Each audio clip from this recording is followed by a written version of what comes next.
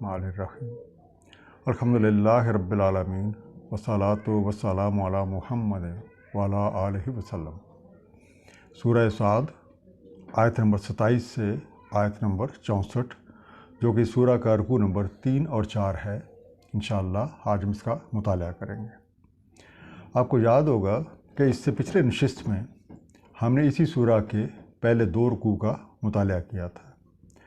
तो मैं समझता हूँ कि आज का सबक शुरू करने से पहले हम उनका एक ज़रा मुख्तसर सा खुलासा जो है वो मैं बयान कर दूँ। सबसे पहली बात, कुरान करीम अल्लाह ताला की आखिरी किताब है जो नबी पाक सल्लल्लाहु अलैहि वसल्लम के ऊपर नाज़िल हुई। नबी पाक सल्लल्लाहु अलैहि वसल्लम अल्लाह के आखिरी नबी हैं। तो इस तरीके से अब रहती दुनिया तक ये किताब और इसके ऊपर आप सल्लल्लाहु अलैहि वसल्लम की सुन्नत के मुताबिक अमल करना सिर्फ़ और सिर्फ यही चीज़ बाइस नजात हो सकती है।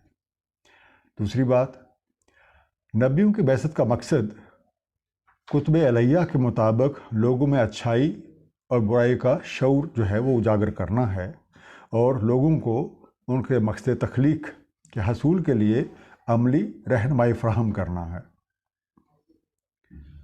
लोगों की अक्सरियत हमेशा हकीकत से नाआशना ही रही है और लोगों ने पैगाम इलाही को अपनी ज़िदबाजी, हट दर्मी और अपने आबा व अजदाद की पैरवी में जुटलाया और नतीजतन अजाब के मुस्तक ठहरे। और उस वक़्त किसी की कुव्वत, दौलत, ताकत या ज़हानत किसी के कुछ ना काम आ सकी और ना ही मालो असबाब और वसाइल किसी के काम आए। हज़रत दाऊद अलैहिस्सलाम के तज़किरे में से हमें यह आगाही हासिल होती है कि अल्लाह ताला के खालिस बंदे 100% अल्लाह ताला के न्याज़मंद होते हैं और उनकी तवज्जो हर दम अल्लाह ताला की तरफ रहती है, क्योंकि खलीफा फिल अर्द बनने के लिए सबसे बड़ी रुकावट ख्वाहिशात नफ्स है और इन पे काबू पाए बगैर मकसद का हसूल मुमकिन ही नहीं। इस दुआ के साथ कि अल्लाह ताला नबी पाक सल्लल्लाहु अलैहि वसल्लम के वसीले से हम सब को कुरान करीम का सही फ़हम अता फ़रमाएँ। आइए आज के मुताला कुरान का आगाज़ करते हैं। वमा खलक़ना समा वल अर्दा वमा बैनहुमा बातिला, और नहीं खलक फरमाया हमने आसमान और ज़मीन को और ना जो कुछ उनके माबैन है बातिल। ज़ालिका ज़न्नुल्लज़ीना कफ़रू, ये तो ज़न है उन लोगों का जो काफ़र हैं।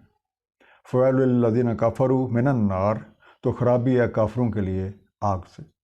अब इस आयत से पहले अगर आप ज़हन में उस आयत को दोहराएं जिस पे दूसरा रुकू मुकम्मल हुआ था और उसका तर्जुमा कुछ इस तरीके से था, बेशक जो खो देते हैं अल्लाह ताला की राह उनके लिए अज़ाब शदीद के भुला दिया उन्होंने रोज़े हिसाब को। और उसके बाद ये आयत आ रही है कि हमने कोई चीज़ जो कि ज़मीन और आसमान और उसके बीच में है बातिल का मतलब होता है बेमकसद, नाकारा, या जिससे कोई फ़ायदा ना उठाया जा सके, जिसका कोई असर ना हो, या अब्स भी कहते हैं। तो इंग्लिश में आप इसे कह सकते हैं विदाउट पर्पस। दूसरा लफ्ज़ आया था वैल आमतौर पर ख़राबी के लिए बोला जाता है कि ये जो काम वो कर रहे हैं, ये जो ज़न उन्होंने रखा हुआ है, ये जो ख्याल उन्होंने बांध रखा है, जो कुछ ये समझ रहे हैं, ये बिल्कुल गलत है और इसकी वजह से उनके ऊपर ख़राबी पड़े।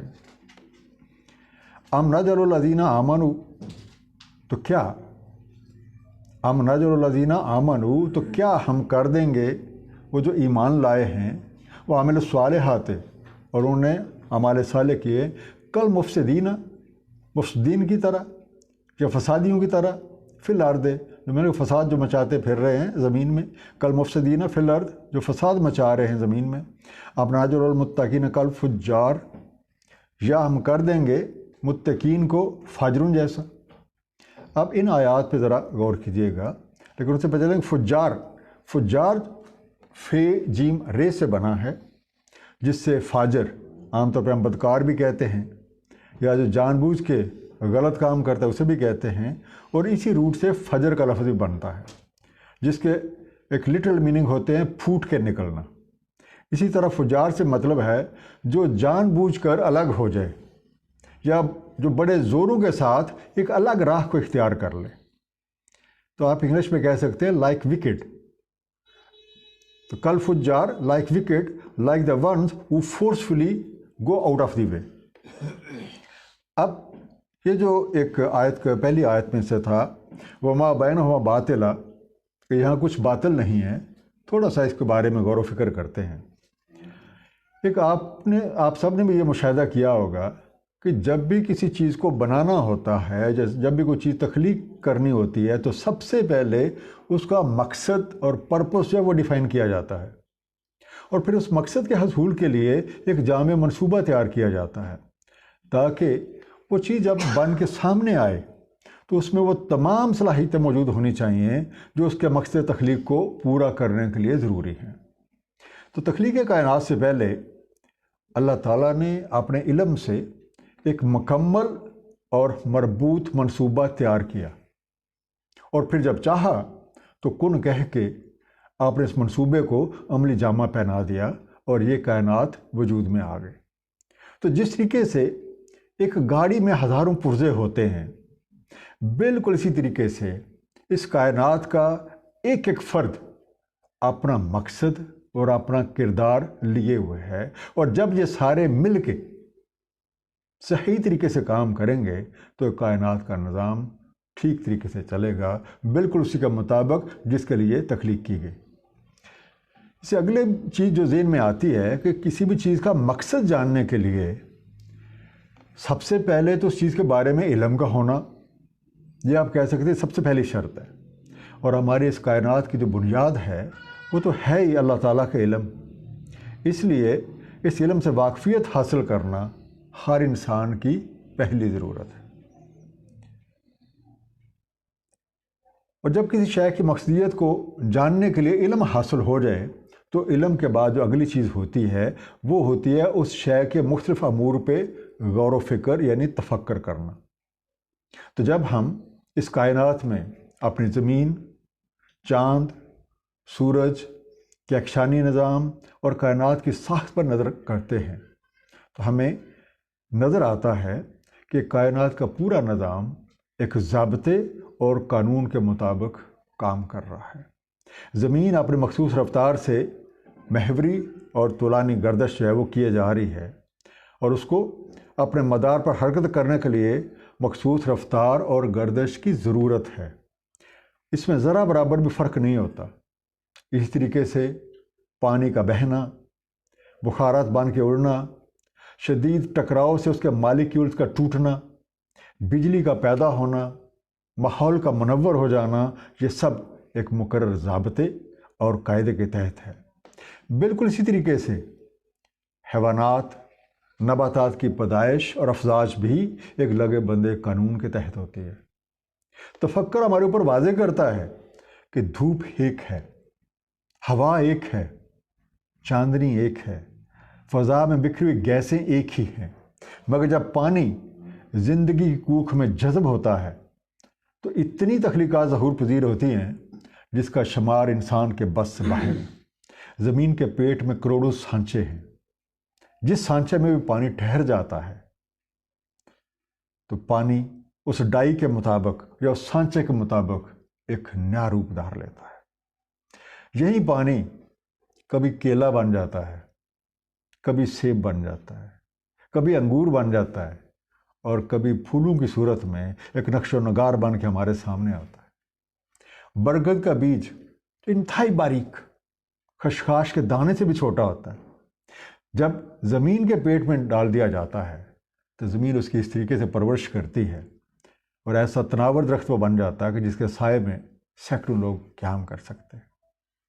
تفکر نہ صرف چیز کے مقصدیت کی طرف رہنمائی کرتا ہے بلکہ اس چیز کی تخلیق میں کام آنے والے فارمولوں کی نشاندہی بھی کرتا ہے. اب اگر ایک آدمی جو نہ تو مطلوبہ علم حاصل کرے اور نہ ہی اس علم کو سامنے رکھ کے تفکر کرے، اس پہ یہ حقیقتیں کیسے واضح ہوں گی؟ اور جو اس حقیقت کا ہی انکار کر دے تو اس کے کہنے کی کوئی وقت نہیں رہ جاتی۔ اس طریقے سے آیت نمبر 28 تھی، ام نجعل الذین آمنوا وعملوا الصالحات کالمفسدین فی الارض، تو کیا ہم وہ لوگ جو ایمان لائے، جو ان حقیقتوں کو تسلیم کرتے ہیں، جو اس کا مشاہدہ کرتے ہیں اور پھر عملی طور پہ اس کا ثبوت دیتے ہیں، اچھے اعمال اور ایسے اعمال جن کی نسبت صالحین کے ساتھ کی جا سکتی ہے کہ جس طریقے کا اعمال صالح نہیں کیے وہ بھی ایسے ہی اعمال کرتے ہیں، تو کیا وہ برابر ہو سکتے ہیں ان کے جو نہ تو یہ بات مانے اور ہر طرح کے دنگا فساد کرتے پھریں؟ یقیناً برابر نہیں ہو سکتے۔ اسی طریقے سے ام نجعل المتقین کالفجار، تو کیا جو متقین ہیں جنہوں نے ہر ایک چیز کے بارے میں ایک انتہائی باریک بینی سے کام لیا ہے اور ساری زندگی اس طریقے سے گزار دی ہے کہ ان کا کوئی عمل، ان کا کوئی فعل اللہ تعالیٰ کے کسی حکم کے خلاف نہ ہو جائے، وہ ہر اس کام سے رکے رہے جس سے اللہ نے منع فرمایا اور ہر وہ کام کیا جس کو اللہ تعالیٰ چاہتے ہیں، تو کیا ان کا جو انجام ہے وہ برابر ہو سکتا ہے ان کو جو فجار ہوں، جو پھٹ کے الگ ہو گئے ہوں، جو ان باتوں کو مانتے ہی نہ ہوں اور جو تفرقہ بازی میں لگے رہے؟ یقیناً نہیں ہو سکتا۔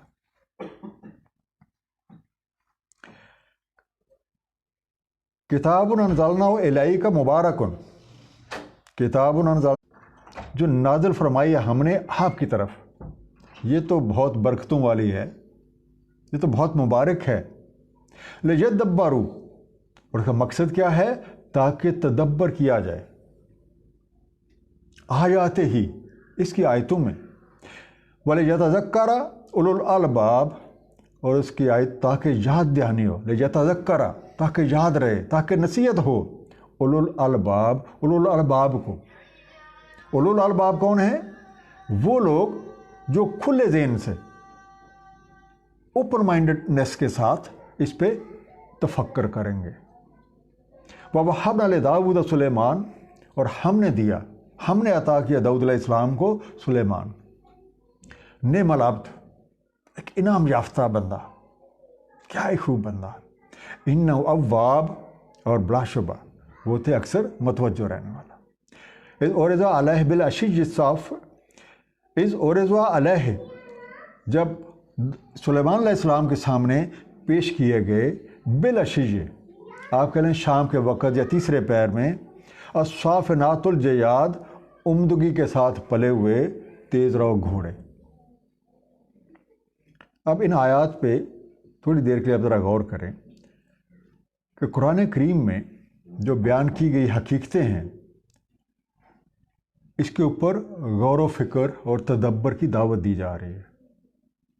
کتاب انزلناہ الیک مبارکا لیدبروا، یہ ہے کتاب جسے نازل فرمایا ہم نے، بہت برکتیں ہیں اس میں، لیتدبروا، تاکہ تدبر کیا جائے آیات، اس کی آیتوں میں۔ اس کا مطلب ہے کہ برکتیں میں پھر ان کو ملیں گی جو اس کی آیتوں میں تفکر کریں گے اور تدبر سے کام لیں گے۔ اب جو بھی اس پہ غور و فکر کرے گا تو اسے اپنی زندگی کا مقصد اور اس مقصد کو پانے کے طریقوں سے آگاہی ہو جائے گی، اور ایسے شخص کے لیے نبیوں اور رسولوں کی زندگیاں ایک روشن مثال ہوتی ہیں۔ اب لفظ آیا تھا اولو الالباب، باب والے، اولو الالباب باب والے، اور باب کہتے ہیں دروازے کو یا انٹرنس کو، تو اس سے مراد وہ لوگ ہیں جن کے ذہن کھلے ہوئے ہیں، جو کھلے ذہن سے یا ایک اوپن مائنڈڈنیس کے ساتھ سوچ بچار کرتے ہیں، اور اسی کا ایک اور مفہوم یہ بھی ہے کہ جو اپنی ذات کے اثار سے باہر نکل کر سوچتے ہیں۔ اسی کا لفظ آیا تھا اواب، اواب انابت کرنے والے، یعنی وہ اپنی صلاحیتوں، طاقتوں اور اپنی عبادت گزاری پہ نازاں نہیں ہوتے، بلکہ ہر دم اپنے آپ کو اللہ تعالیٰ کے حضور جواب دہ تصور کرتے ہیں، اس سے معافی اور کرم نوازی کے طلبگار رہتے ہیں، اور ان کی توجہ ہر وقت ہر دم اللہ کریم کی طرف رہتی ہے۔ پھر لفظ آیا تھا الجیاد، الجیاد جیم واو دال سے بنا ہے۔ جواد سے مراد ہوتا ہے اعلیٰ درجے کا تیز رفتار گھوڑا، لیکن ایسا گھوڑا جو دوڑنے میں اپنی پوری جان لگا دے، اپنی پوری قوت لگا دے، اور اسی کی جمع ہے جیاد، اور اسی روٹ سے جید کا لفظ بھی بنتا ہے، جس کے معنی ہوتا ہے کہ عمدہ چیز، یا جیسے ہم کہتے ہیں کہ جی یہ فلاں صاحب جو ہیں یہ ایک جید عالم ہے، ایک بہت بڑے بہت عمدہ ایک عالم ہے۔ فقالا، تو بولے جب وہ گھوڑے ان کے سامنے پیش کیے گئے، فقالا تو بولے انی احببت حب الخیر عن ذکر ربی، میں نے پسند کی مال کی محبت، یا اس مال کی محبت اپنے رب کے یاد کی وجہ سے، حتیٰ توارت بالحجاب، حتیٰ کہ وہ چھپ گیا اوٹ میں یا نظروں سے اوجھل ہو گئے۔ اب یہ پہلے حصہ جو ہے اس کو سمجھنے کے لیے ہمارے لیے ضروری ہے کہ ہم انبیاء کرام کی طرز عمل کو سامنے رکھیں۔ اور انبیاء کرام کی طرز عمل کیا ہے کہ کسی بھی چیز کی طرف متوجہ ہونے سے پہلے، کسی بھی شے کی طرف ان کا دھیان جانے سے پہلے، ان کا دھیان سب سے پہلے اپنے رب کی طرف جاتا ہے۔ ہر چیز کو کیئر آف اللہ دیکھتے ہیں، اور اس آیت میں بھی یہی اشارہ ہے کہ سلیمان علیہ السلام نے اپنی پسند کو اللہ تعالیٰ کی رضا کے تابع رکھا، کہ یہ گھوڑے بہت اچھے لگے ہیں، سب کچھ بہت اچھا ہے، لیکن یہ سارا کچھ اللہ کے لیے، اس کی وجہ سے، اللہ ہی کی وجہ سے، اللہ ہی کی یہ بھی مخلوق ہے، اور اسی کے دیے ہوئے علم کے ساتھ ان کو تیار کیا گیا ہے، ان کو سکھایا گیا ہے۔ ردوہا علیش، انہیں لوٹا کے لے آؤ میرے پاس، واپس لاؤ میرے پاس۔ فطوافق مسم بالسوق والآناق، تو پھر لگے پھیرنے ان کی پنڈلیوں اور گردنوں پہ ہاتھ۔ فطوافق، تو فے کاف سے بنا، وہ لگ گئے، دین ہی بگین، انہوں نے شروع کیا۔ فطوافق مسم، تو لگ گئے مسح کرنے، مسح کرنا کیا؟ جیسے ہاتھ پھیرنا، ہاتھ مارنا۔ بالسوق والآناق، ان کی پنڈلیوں اور گردنوں پر۔ وَلَقَدْ فَتَنَّا سُلَيْمَانَ، اور بے شک ہم نے آزمائش کی سلیمان علیہ السلام کی، اور کسی کے ساتھ کی گئی ہے؟ وَأَلْقَيْنَا عَلَىٰ كُرْسِيِّهِ جَسَدًا، اور ڈال دیا کرسی پہ ایک جسد۔ ثُمَّ أَنَابَ، تو پھر اس نے انابت کی۔ القینا لکی، لام کاف یہ سے بنا، اس میں ہم نے ڈال دیا یا ہم نے رکھ دیا۔ انگلش میں آپ کہہ سکتے ہیں وی پلیسڈ اور وی پٹ ڈاؤن۔ جاسدن، اب جاسدن کا روٹ جو ہے وہ جیم سین دال سے بنا، اس سے عام طور پر مراد لیا جاتا ہے کہ ایک جسم یا ایک دھڑ۔ سورہ الاعراف اور سورہ طٰہٰ، ان میں بھی ایک جسد کا ذکر موجود ہے جو بنی اسرائیل نے حضرت موسیٰ علیہ السلام کی عدم موجودگی میں بنا لیا تھا، اور پھر اس کی پوجا میں لگ گئے تھے۔ جسد سے مراد مادی وجود بھی ہے، جیسے سورہ انبیاء آیت نمبر 21 جو ہے نبیوں کے بارے میں مذکور ہے، اور ہم نے نہیں بنائے ان کے جسد کہ وہ کھانا نہ کھائیں، اور نہ تھے وہ ہمیشہ رہ جانے والے۔ اب یہ جو جسد ہے یہ بھی آزمائش کے لیے ایک کرسی پہ رکھ دیا گیا کہ یہ دیکھ کے تو کیسے ریئیکٹ کرتے ہیں، اور کیا ریئیکٹ کیا؟ ثم اناب، تو انہوں نے انابت کی، توبہ استغفار کیا اور اللہ کی طرف متوجہ۔ قالا، اور بولے رب اغفر لی، اے رب مجھے بخش دے، وہب لی ملکن، اور دے مجھے ملک۔ یہ ملک بھی آپ کہہ سکتے ہیں، آپ اختیار بھی کہہ سکتے ہیں، بادشاہ بھی آپ کہہ سکتے ہیں۔ لا ینبغی لأحد من بعدی، کہ نہ شایان شان ہو کسی کو میرے بعد، کہ اس طرح کی بادشاہی کسی اور کو نہ ملے۔ انک انت الوہاب، بے شک تو ہی ہے سب کچھ دینے والا، بہت دینے والا۔ اب یہ دعا فرمائے، فسخرنا لہ الریح، تو ہم نے مسخر کر دی ان کے لیے ہوا، بِأَمْرِهِ رُخَاءً، جو ان کے امر کے ساتھ سے چلتی تھی، حیث و صاب، جہاں بھی جانا چاہے۔ فَسَخَّرْنَا لَهُ الرِّيحَ تَجْرِي بِأَمْرِهِ رُخَاءً حَيْثُ أَصَابَ، ہم نے مسخر کر دی ان کے لیے ہوا تو چلتی اس کے امر سے باسہولت، جہاں بھی جانا چاہے۔ وَالشَّيَاطِينَ كُلَّ بَنَّاءٍ وَغَوَّاصٍ، اور شیاطین ہر طرح کے معمار اور غوطہ خور۔ اسواب کا جو لفظ ہے یہ بنا صوب سے، سواد واو بے. اس کا مطلب ہے to reach an intended place. اس کا میننگ اسیل بھی ہوتا ہے، be fall attain the purpose. اب ہم تھوڑا سا غور کرتے ہیں. فسخرنا لہ الریح، کہ مسخر کر دی ہم نے ان کے لیے ہوا. مسخر سے مراد ہوتا ہے قابو میں ہونا یا کسی چیز پہ سواری کرنا. کہ جو چیز پھر مسخر ہو گئی آپ اس کی صلاحیتوں سے پوری طرح فائدہ اٹھا سکتے ہیں. اب یہاں پہ بات ہو رہی ہے حضرت سلیمان علیہ السلام کے لیے ہوا کے مسخر ہونے. اس کا مطلب ہے کہ آپ کو وہ پورا علم عطا ہوا کہ آپ ہوا کی صلاحیتوں سے فائدہ اٹھا سکتے ہیں.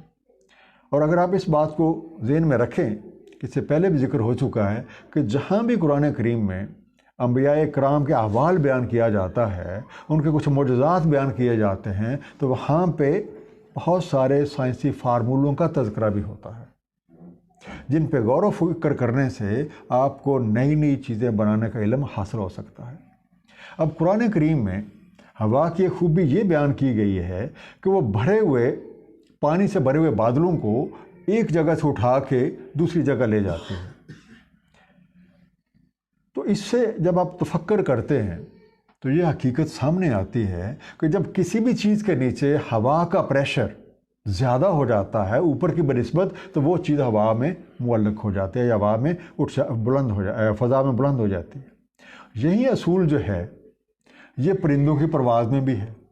پرندے جب زور سے اپنے پر پھڑپھڑاتے ہیں تو ان کے پروں کے نیچے ہوا کا پریشر اوپر کی نسبت کم ہو جاتا ہے اور وہ اپنے پروں کو حرکت دے کر اس دباؤ کو یا اس پریشر کو برقرار رکھتے ہیں.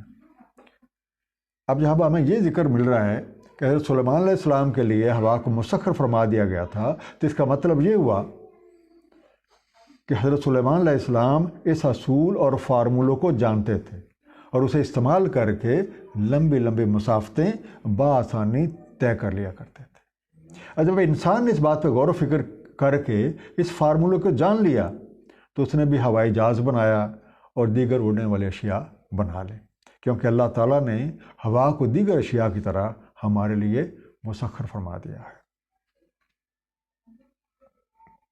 وآخرین مقررین فی الاصفاد، اب ذکر ہوا تھا جس سے پچھلی آیت تھی وشیاطین کل بناء وغواص. ہوا کے بعد اس چیز کا ذکر کہ ان کو مسخر کر دیا تھا کہ شیاطین جن میں کچھ معمار بھی تھے اور غوطہ خور بھی تھے، اور پھر اگلی آیت وہ آخرین، اور ان کے علاوہ کچھ اور مقررین فی الاصفاد جو باندھے ہوئے تھے زنجیروں میں.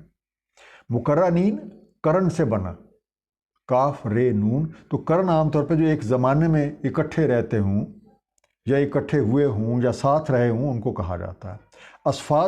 اصفاد سے چونکہ بنتا ہی زنجیریں ہیں یا جکڑے ہوئے تھے. ھذا عطاؤنا، یہ ہے عطا ہماری.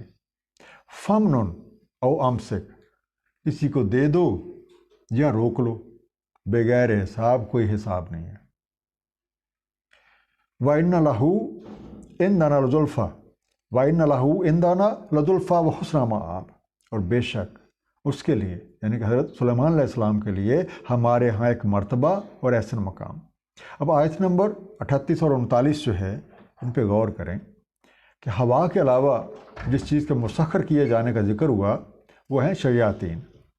اور شیاطین جو ہیں وہ جن و انس دونوں سے ہو سکتے ہیں، اور ان کے مسخر ہونے کی بدولت حضرت سلیمان علیہ السلام کو ان کی صلاحیتوں سے فائدہ اٹھانے کا پورا اختیار دے دیا گیا. اور وہ جو شیطنت کے حاملین سے ان کی صلاحیتوں کے موافق کام لیں، اور اگر وہ ان کی کارکردگی سے مطمئن ہوتے ہیں تو ان کے بارے میں اپنے علم اور فہم کے مطابق کوئی بھی فیصلہ لے سکتے ہیں.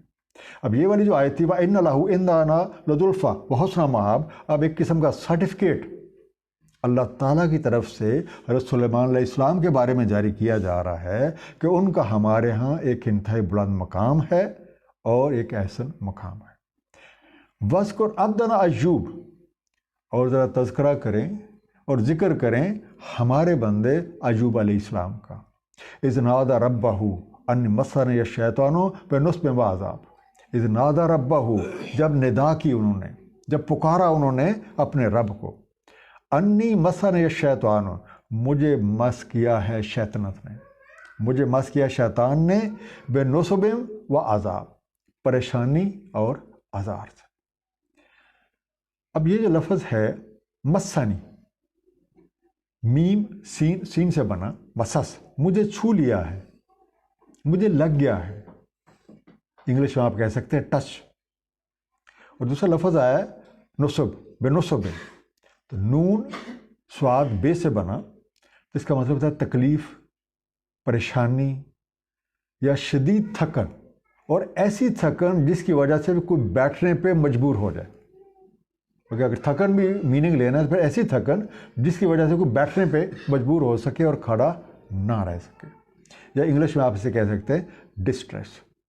اب یہ حضرت ایوب علیہ السلام کے بارے میں یہ آیات شروع ہوئی ہیں، تو اس پہ ذرا غور کیجئے گا، کیونکہ ہمیں یہ دیکھنا ہے کہ اس قصے میں ہمارے لیے کیا ہے، کیا مقصد ہے، اللہ کریم کس چیز کی طرف ہماری توجہ دلانا چاہتے ہیں۔ اور کچھ بے رجلک، مارو اپنے پاؤں سے، یا زور سے مارو اپنا پاؤں۔ حاذا مغتسلم باردم و شراب، حاذا یہ ہے، مغتسلم نہانے کے لیے یا غسل کرنے کے لیے، باردم و شراب، بارد ٹھنڈا، و شراب پینے کے لیے یا مشروب کے طور پہ۔ اس کا مطلب ہے کہ اگر پاؤں مارو گے تو کوئی نہ کوئی چشمہ نکل آئے گا کہ جس کے ساتھ آپ غسل بھی لے سکتے ہیں اور پینے کے لیے بھی بہت مزے کا ہے۔ وَوَهَبْنَا لَهُ أَهْلَهُ، کیونکہ پیچھے آپ نے دیکھا تھا کہ حضرت ایوب علیہ السلام نے دعا کی تھی، اب اس دعا کے نتیجے میں جو بتایا جا رہا ہے اس پہ عمل کر رہے ہیں۔ اور خذ برجلک، مارو اپنے پاؤں سے، حاذا مغتسل بارد و شراب، تو یہ غسل کرنے کو ٹھنڈا اور پینے کو۔ وَوَهَبْنَا لَهُ أَهْلَهُ، تو ہم نے دے دیے انہیں ان کے اہل، ان کے گھر والے، وَمِثْلَهُمْ مَعَهُمْ، اور اسی کے مثل اور بھی، رحمت منا، اپنی رحمت سے، وذکریٰ لأولی الالباب، تاکہ یاد دہانی رہے اوپن مائنڈڈ لوگوں کو، تاکہ یاد دہانی رہے کھلے ذہن والوں۔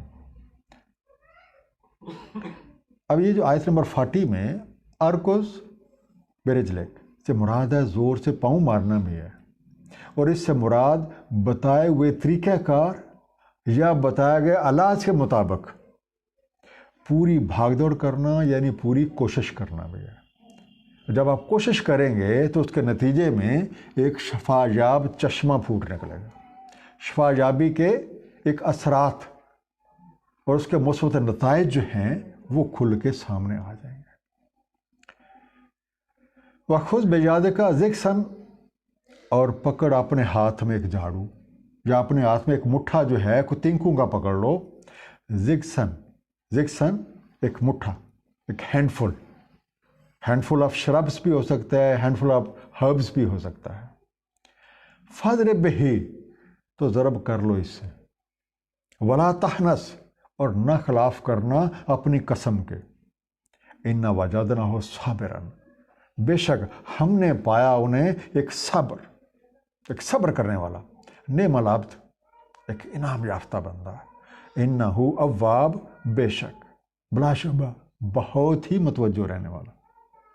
تہناس کا لفظ آیا تھا ہے نون سے بنا، جس کا مطلب ہوتا ہے بریک ونس اوتھ، یا قسم کے خلاف کرنا۔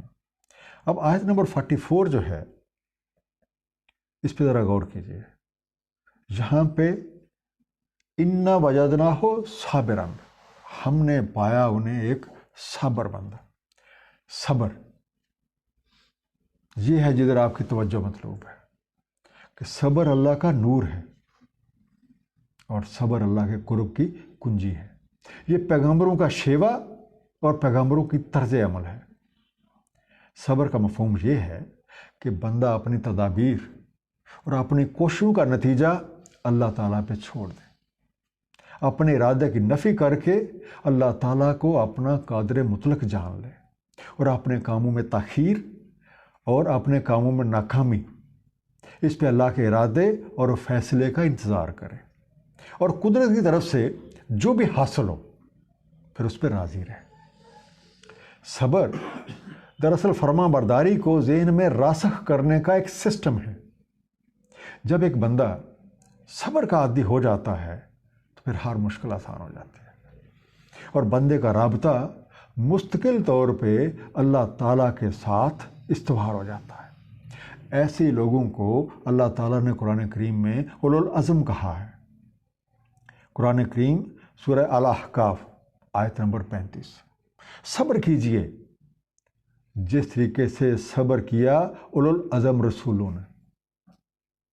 اور دوسری ایک اور آیت کہ اللہ تعالیٰ صابرین کے ساتھ ہے، جس کا مطلب کہ جو صبر نہیں کرتے اللہ ان کے ساتھ نہیں ہوتا، اللہ ہوتا ہی صبر کرنے والوں کے ساتھ۔ اللہ تعالیٰ نے یہاں پہ حضرت ایوب علیہ السلام کے ذریعے سے نوح انسانی کو یہ سبق دے رہے ہیں کہ صبر کرنے والوں کے ساتھ اللہ ہوتا ہے، اور جب بندہ صبر کر کے اللہ تعالیٰ کو دل کے یقین کے ساتھ اپنا ہمدرد، اپنے سے محبت کرنے والے ہستی مان لیتا ہے، تو اللہ تعالیٰ پھر اس پہ آرام و آسائش اور سہولتوں کے دروازے کھول دیتا ہے، اور ایسے وسائل فراہم کر دیتا ہے جن سے انسانی زندگیوں میں خوشیاں بھر جاتے ہیں۔ جیسے حضرت ایوب علیہ السلام کے بارے میں پڑھ رہے ہیں، وَوَهَبْنَا لَهُ أَهْلَهُ وَمِثْلَهُم مَّعَهُمْ رَحْمَةً مِنَّا وَذِكْرًا لِّأُولِي الْأَلْبَابِ، کہ ہم نے ان کو دے دیا ان کے اہل بھی اور اسی کی مثل اور بھی اس کے ساتھ اپنی رحمت سے۔ تو جس طریقے حضرت ایوب علیہ السلام کے لیے اللہ نے چشمہ فیض جاری فرما دیا تھا، ان کے اہل کو بھی لوٹا دیا تھا، اور انہی کے برابر اور لوگ بھی انہیں دیا تھا۔ وَاذْكُرْ عِبَادَنَا إِبْرَاهِيمَ وَإِسْحَاقَ وَيَعْقُوبَ، اور ذکر کریں ہمارے بندوں ابراہیم علیہ السلام کا، اسحاق علیہ السلام کا اور یعقوب علیہ السلام کا، اولي الأيدي والابصار، یہ سارے صاحبان تھے قوت عمل والے اور بصیرت والے۔ ابصار، اب دیکھیں بصر کا لفظ ہے، اب بصر میں اور دوسرا لفظ آتا ہوتا ہے را ہوتا ہے ظاہری آنکھوں سے دیکھنا، اور بصر ہوتا ہے باطنی آنکھوں سے یا اندر کی آنکھ سے دیکھنا۔ تو یہ سارے صاحبان حضرت ابراہیم علیہ السلام، حضرت اسحاق علیہ السلام اور حضرت یعقوب علیہ السلام، اولو الایدی والابصار، یہ عید ویسے آپ کہتے تھے ید کو، ہاتھ کو کہا جاتا ہے، تو اس کا مطلب یہ نہیں کہ ان کے ہاتھ بھی تھے اور بڑی بصیرت بھی تھی، بھئی ہاتھوں سے کام کرتے تھے، جو اللہ تعالیٰ کے فرمان ہوتے تھے پورے زور و شور کے ساتھ اس پہ عمل کرتے تھے، تو عمل کرنے والے بھی تھے اور صاحب بصیرت بھی تھے۔ اِنَّا أَخْلَصْنَاهُمْ، تو ہم نے مخصوص کر لیا انہیں، بِخَالِصَةٍ، اب ان کی کیا خصوصیت تھی کہ جس کی وجہ سے ان کو مخصوص کر لیا؟ ذکر الدار، تو ہم نے مخصوص کر لیا انہیں بوجہ خالصاً ذکر الدار کے۔ اب اس کی بات کرتے ہیں کہ ذکر الدار کیا ہے۔ وَإِنَّهُمْ إِنَّنَا لَمِنَ الْمُصْطَفَيْنَ الْأَخْيَارِ، اور بے شک وہ ہیں ہمارے منتخب کردہ اخیار میں سے۔ وَاذْكُرْ إِسْمَاعِیلَ وَالْيَسَعَ وَذَا الْكِفْلِ، اور ذکر کریں حضرت اسماعیل علیہ السلام کا، حضرت یسع کا اور حضرت ذو الکفل کا، کلم من الاخیار، ان میں سے ہر ایک ہے اخیار میں سے۔ اب جو آیت نمبر 45 تھی جس میں ایدی والابصار کہ ہاتھوں اور بصیرت یعنی اپنی صلاحیتوں کو اللہ تعالیٰ کی رضا کے مطابق بھرپور انداز میں اور بصیرت کے ساتھ استعمال کرتے تھے۔ اسی طریقے سے آیت نمبر 46 جس میں ذکر الدار کی بات ہو رہی ہے کہ اللہ تعالیٰ کے جو برگزیدہ بندے ہیں ان کی خاص صفت ان کا اخلاص ہے، اور یہی خالص پن جو ہے انہیں دوسروں سے ممتاز کرتا ہے، اور اسی صفت کی بنیاد پہ اللہ تعالیٰ انہیں اپنے لیے مخصوص فرما لیتا ہے۔ اور ایسی ہستیاں اللہ تعالیٰ کی مکمل طور پہ نیازمند اور مخلوق سے مکمل طور پہ بے نیاز ہوتے ہیں، اور ان کے پیش نظر سوائے اللہ کی خوشنودی کے اور کچھ بھی نہیں ہوتا۔ ایک لفظ آیا تھا المصطفین، صفو سے بنا، سواد فے واو، اس کا مطلب ہے چنے ہوئے، سلیکٹڈ، یا آپ کہہ سکتے ہیں چوزن ون۔ اسی طریقے سے لفظ آیا تھا الاخیار، الاخیار کا روٹ جو ہے وہ خیر ہے، خے یہ رے، تو خیر سے ہم عام طور پہ جو مراد لیتے ہوتے ہیں کہ کوئی نیک یا بہت اچھا، بہت ہی نیک، برگزیدہ، ایکسلنٹ ونز، تو اخیار پلورل ہے۔ خیار ایک سیپریٹ ورڈ بھی ہے، خیار کے معنی اختیار کے بھی ہوتی ہیں، یعنی اس بندے کو اس امر کا چوائس دے دیا جاتا ہے کہ جس چیز کو چاہے رکھ لے، جس کو چاہے چھوڑ دے، جس سے یہ مفہوم بھی نکلتا ہے کہ جب اللہ تعالیٰ کے برگزیدہ بندے اپنی طرز فکر اور طرز عمل سے مکمل غیر جانبداری کا اور مکمل خلوص کا ثبوت دیتے ہیں، تو پھر اللہ تعالیٰ انہیں نظام کائنات میں کوئی اہم ذمہ داریاں سونپ دیتے ہیں، اور اس دیے ہوئے کام میں انہیں ایک فریڈم آف ایکشن دی جاتی ہے کہ جو کام انہیں دیا گیا ہے اس کو احسن طور پہ انجام دینے کے لیے اللہ تعالیٰ کی بیان کردہ حدود کے اندر رہتے ہوئے وہ کوئی بھی فیصلہ لے سکتے ہیں۔ ھذا ذکر، یہ تو ایک ذکر ہے، یہ تو ایک یاد دہانی ہے۔ وَإِنَّ لِلْمُتَّقِينَ لَحُسْنَ مآب، اور بے شک متقین کے لیے احسن جگہ پہنچنے کی۔ اب دیکھیں پیچھے پیغمبروں کی بات ہو رہی تھی، اب پیغمبروں کے بعد جو ہے اب ایک متقین کے بارے میں، اور متقین کون ہیں؟ جو لوگ انتہائی باریک بینی کے ساتھ اللہ تعالیٰ کے احکامات کے اوپر عمل کرتے ہیں، اور ہر وقت ان کا یہ دھیان رہتا ہے کہ کوئی بھی کام اللہ کی مرضی کے خلاف نہ ہو، اور وہ سارے وہ کام کرتے ہیں جو اللہ کی رضا کے باعث بنتے ہیں، اور سارے ان کاموں سے بچتے ہیں جو اللہ کی ناراضگی کا سبب بن سکتے ہیں۔ اب ان کا ذکر ہو رہا ہے، جنات عدن مفتحات لہم الابواب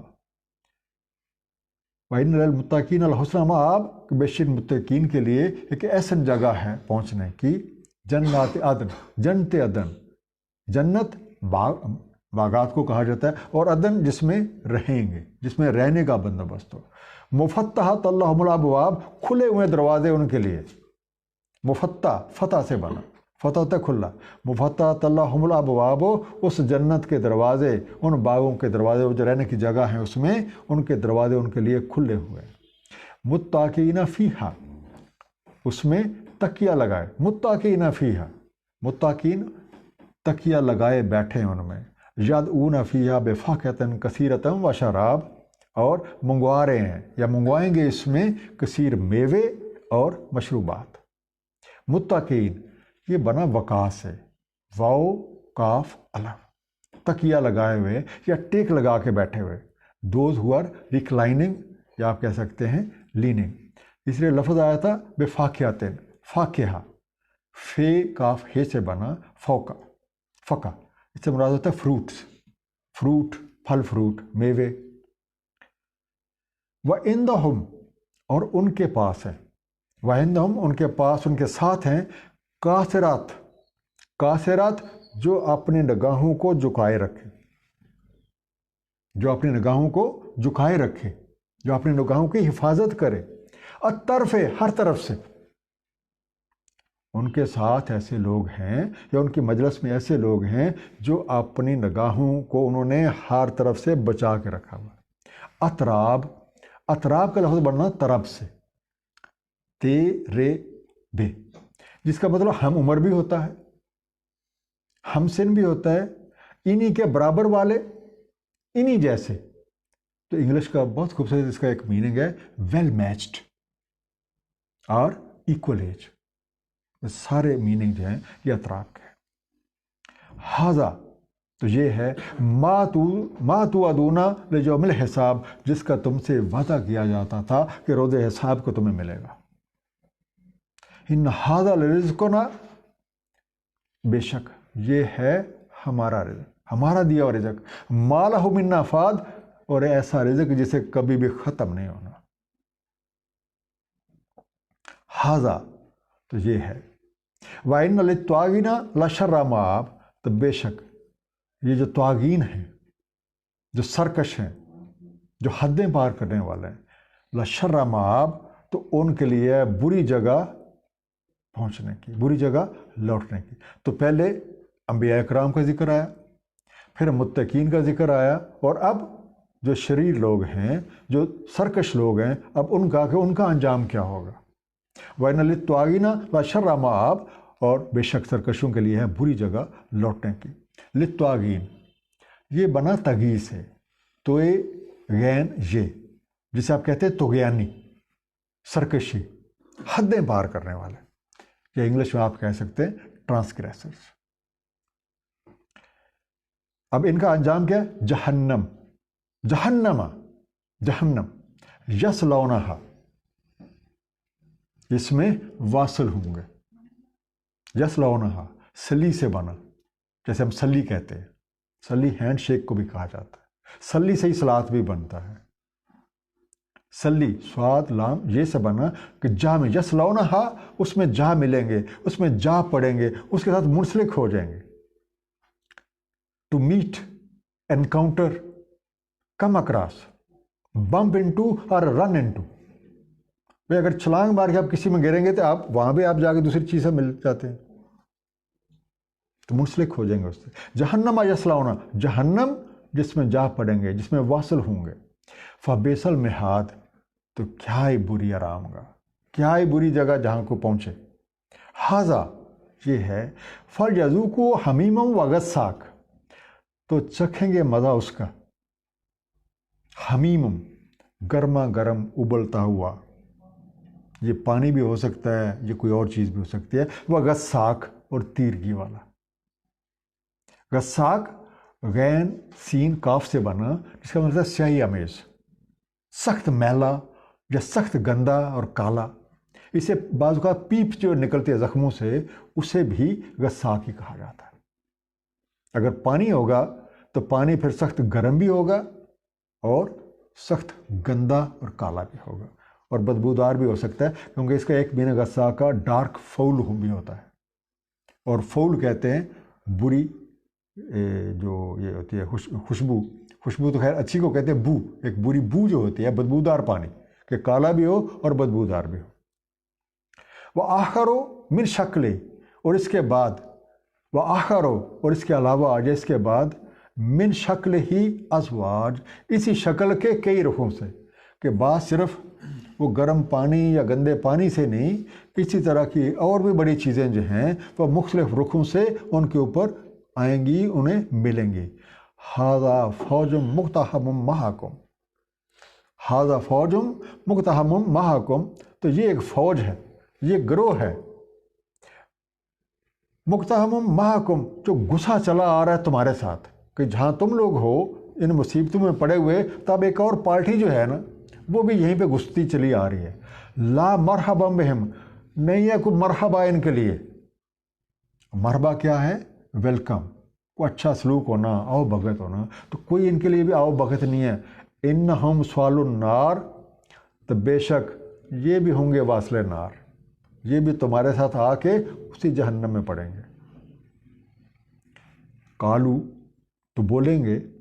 اب اس کا مطلب ایک پارٹی پہلے موجود ہے اور وہ پارٹی اب نئے آنے والے سے کہہ رہی ہے، بل انتم لا مرحبا بکم، بلکہ تم نہیں کوئی خیر مقدمی تمہارے لیے، نہیں کوئی آؤ بھگت تمہارے لیے. انتم قدمتموہ لنا، اب وہ کیا کہیں گے؟ انتم قدمتموہ لنا، تم نے یہ اقدام کیا ہمارے لیے، تم ہمارے سے پہلے آئے تھے تو تم نے یہی رسم و رواج ڈالے تھے، ہم نے تو انہیں کو فالو کیا، یہ بنیاد تو تم نے ڈالی تھی. فبئس القرار، تو یہ کیا ہی بری جگہ ہے جہاں آپ آج ہم جا پہنچے ہیں. تو قدمتموہ، قدم کاف دال میم، جو آپ قدم لیتے ہیں، تو قدم آپ لیتے کیا؟ آگے چلتے ہیں، جو ہمارے آگے لائے ہو، براٹ اٹ، تم لوگ لے کے آئے ہو. کالو، تو بولیں گے، ربنا من قدم لنا ھذا، اے ہمارے رب، من قدم لنا ھذا، جس نے بھی یہ اقدام کیا ہمارے لیے، فزدہ عذابا ضعفا فی النار، تو زیادہ دے اسے عذاب، فزدہ زیادہ کر دے، عذابا اس کے لیے عذاب، ضعفا اضافی، فی النار آگ میں. تو جس نے اقدام کیا ہے یہ ہمارے لیے تو زیادہ دے اسے عذاب اضافی آگ سے. وقالو، اور بولیں گے، مالنا، کیا ہوا ہے ہمیں؟ وقالو، اور کہیں گے، مالنا، کیا ہو گیا ہمیں؟ لا نرا رجالا، ہم نہیں دیکھ رہے ان لوگوں کو یا ان مردوں کو، کننا نعد من الاشرار، جنہیں ہم شمار کیا کرتے تھے اشرار میں، برے لوگوں میں، ہم انہیں جنہیں برا جانتے تھے. اتخذناہم سخریا، کیا بنا لیا تھا ہم نے ان کا تمسخر؟ ام زاغت عنہم الابصار، یا چکرا گئی ہیں ان سے ہماری نگاہیں؟ کیا وہ واقعی یہاں پہ نہیں ہیں، یا پھر ہماری نظریں گھوم رہی ہیں کہ ہم انہیں یہاں دیکھ نہیں پا رہے؟ ان ذالک لحق تخاصم اہل النار، بے شک یہی ہے حق، ان ذالک لحق، بے شک یہ حق ہے، یہ سچ ہے، اور یہ بات ثابت ہے۔ تخاصموں کہ تخاصم بحث مباحثے، لڑائی جھگڑے، اہل النار، اہل نار کے۔ اب یہ لفظ آیا تھا سخرجن، سخر سے بنا، سین خے رے، تمسخر کرنا، تو انگلش میں آپ کہتے ہیں ریڈیکیول۔ پھر لفظ آیا تھا زاغت، زے یہ غین سے بنا کہ گھوم گئی ہیں یا پھر گئی ہیں یا چکرا گئی ہیں، تو انگلش میں آپ کہہ سکتے ہیں ٹرن اسائڈ۔ تب اللہ تعالیٰ یہ حقیقت بیان فرمائے، ان ذالک لحق تخاصم اہل النار، بے شک اسی طرح کے جھگڑے، اسی طرح کے بحث مباحثے اہل نار جو ہیں، وہ جو جہنم میں گئے ہوئے ہیں، ان کے درمیان یہ ہوتے رہنے ہیں۔ اب ان دو رکوع کا ایک مختصر سا خلاصہ۔ اس کائنات کی بنیاد اللہ تعالیٰ کا علم ہے۔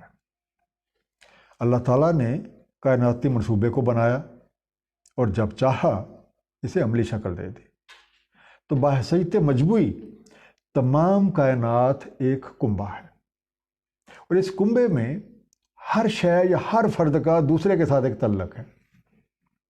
ہر شے کا اپنا مقصد اور ہر شے کا اپنا ایک کردار ہے، اور اس کارخانہ قدرت میں کوئی بھی چیز بیکار نہیں، چاہے ہمیں اس کا شعور ہے یا ہمیں اس کا شعور نہیں ہے۔ اللہ تعالیٰ نے ہر دور میں اپنی مخلوق کی رہنمائی کے لیے کتابیں نازل فرمائیں، اور پھر اپنے نبیوں کے ذریعے ان کتابوں پہ عملی تربیت کا بندوبست فرمایا۔ ان سب کتب میں علم کو حاصل کرنا اور غور و فکر کے ذریعے اس کائنات کو جاننے پہ زور دیا گیا ہے، اور قرآن کریم میں 750 سے زیادہ ایسی آیات موجود ہیں جو ہم سب کو قرآن کریم کے آیات پہ تفکر کی دعوت دیتی ہیں، اس کائنات پہ کے بارے میں سوچنے کی دعوت دیتی ہیں۔ انبیاء کرام نے لوگوں کی ذہنی سطح کے مطابق لوگوں کو دعوت دی، ان کے لیول پہ آ کے جو ان کا شعور تھا اس کے مطابق ان کو دعوت دی، اور پھر سب سے پہلے خود ان تعلیمات پہ عمل کر کے دکھایا، اور ان کی زندگیاں ہمارے لیے ایک روشن مثال ہے۔ اس سورہ کے یہ جو پہلے اب 4 رکوع آج ہم نے دیکھے، تو چوتھے رکوع میں حضرت داؤد علیہ السلام، حضرت سلیمان علیہ السلام، حضرت ایوب علیہ السلام، ان کا ایک مختصر سی آپ کہیں گے تھوڑی سی ڈیٹیلز جو ہیں وہ دی گئی، اور ان تینوں انبیاء کرام کے ذکر میں جو 3 چیزیں آپ کو کامن ملیں گی، وہ ہے شکر، وہ ہے صبر اور انابت۔ ان تینوں کے ذکر میں یہ تینوں چیزیں کامن۔ اور شکر کیا تھا کہ جو صلاحیتیں، جو اسباب اللہ کریم نے دیے ہوئے تھے، وہ انہیں اللہ کریم کے حکموں کے مطابق استعمال کرتا تھا۔ اور صبر میرے خیال میں کافی ڈیٹیل سے بات کی تھی، اور انابت اس کے بارے میں ہم نے بات کی تھی۔ پھر بات ہوئی تھی حضرت ابراہیم علیہ السلام، حضرت اسماعیل علیہ السلام، حضرت یعقوب علیہ السلام، حضرت یسع علیہ السلام، اور حضرت ذوالکفل کے بارے میں بھی یہ بات بتایا گیا کہ یہ سب بھی اللہ تعالیٰ کے بہت محبوب بندے ہیں، اور ان سب میں قدر مشترک اللہ کی یاد اور ہر دم اللہ کی طرف متوجہ رہنا۔ انبیاء کرام کے بعد متقین کے احسن انجام کا تذکرہ کر کے یہ بات واضح فرما دی گئی کہ اصلی کامیابی نبیوں کی راہ پہ چلنے میں ہے، اور یہ ہے وہ راہ جسے قرآن کریم صراط مستقیم کا نام دیتا ہے۔